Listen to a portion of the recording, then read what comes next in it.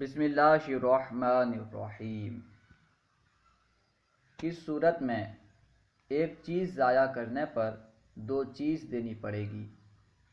عام طور پر یوں ہوتا ہے کہ بندہ ایک چیز ضائع کرتا ہے تو ایک چیز دینی پڑتی ہے، لیکن ایک ایسی صورت ہے کہ بندہ ایک چیز ضائع کرے، ایک چیز ہلاک کرے، لیکن اسے دو چیز دینی پڑے گی۔